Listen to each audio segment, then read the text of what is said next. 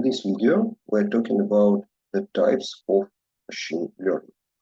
In the previous video, we were talking about the hierarchy of artificial intelligence methods.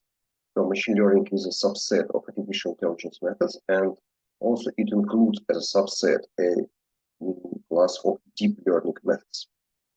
Machine learning itself comprises four categories: supervised learning, unsupervised learning, semi-supervised learning, and reinforcement learning. Let's look in brief details what's the features of these categories. So in supervised learning, we are given the labels of data. They could be discrete or continuous. So for each data sample, we have some label. For example, like on the picture on the left, some class to which our data sample belongs, or just some parameter, for example, temperature or height, etc. But in unsupervised learning, we are not given at once the labels of the data. We must discover these classes, and no class labels are given, and we must understand the structure of our data, which then we can create by ourselves classes, and then this classification, these new classes may be used to classify our future observations. So for the most important subset of unsupervised learning is so-called clustering, and we will mention it later. And as for supervised learning, there are two categories. These are classification and regression. Classification is for the case of discrete labels, for example, yes, no, spam, not spam, and regression for the continuous, for the case of continuous labels, continuous parameters. So this is here represented just as two possible variants for supervised learning. These are regression and classification. For example, here we have a linear approximation. Linear approximation, the example of applying linear regression to the dependence of fuel consumption of a vehicle based on its weight, depending on its weight. Linear regression. Okay, or a classification task, for example, spam detection. For each email, we must provide a label, either it spam or not spam. In unsupervised learning, like on the picture here, we're not given at once labels.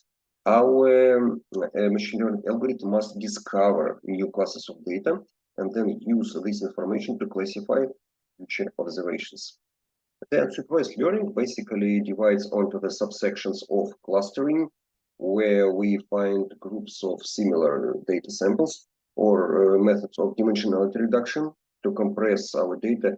Each sample of data, for example, is represented by many parameters. We must reduce them to make it easier to analyze our information and to understand which information must we collect in order to develop a good machine learning algorithm.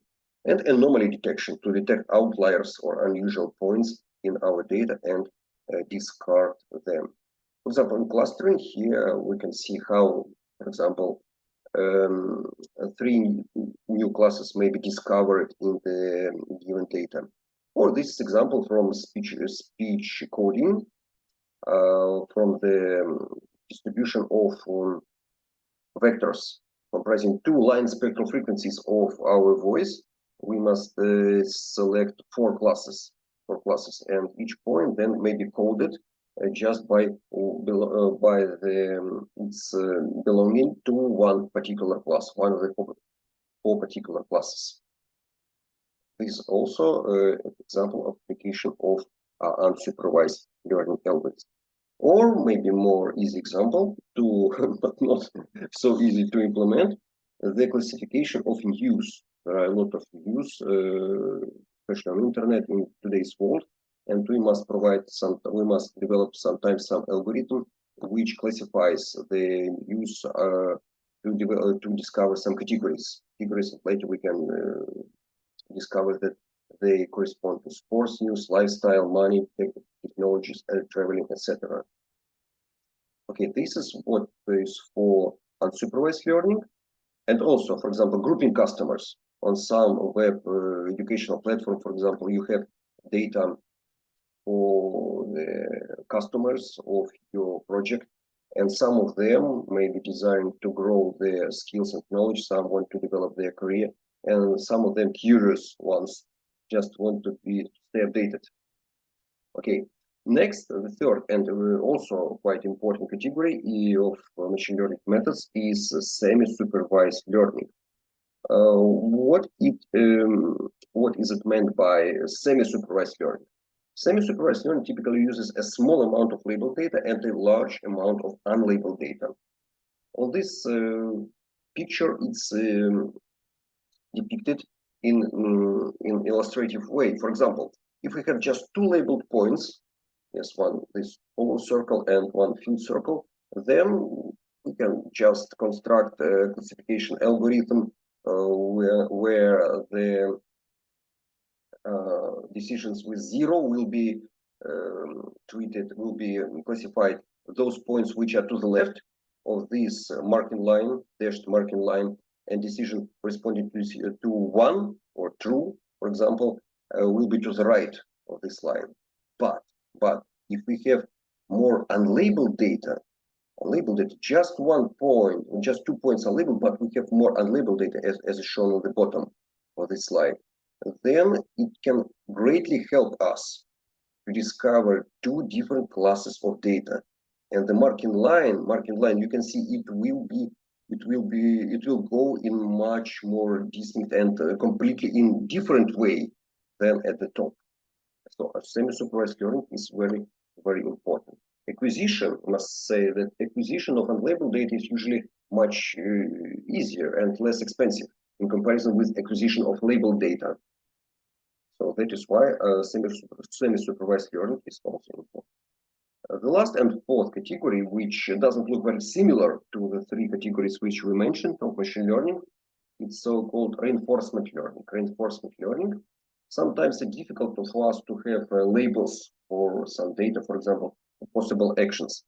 But in the case of reinforcement learning, we are given some reward function. So reinforcement learning is a machine learning training method which is based on rewarding desiring behaviors and punishing undesired ones. Very widely used in robotics. So each time we must undertake some action which maximizes some reward function. And this was fourth and last category which I wanted to mention here in this short video. So to summarize, there are four categories of machine learning: supervised learning, unsupervised learning. They are hybrid, semi-supervised learning, and a quite different category, also very important, very popular today in artificial intelligence methods. It's called reinforcement learning. Thank you very much for your kind attention.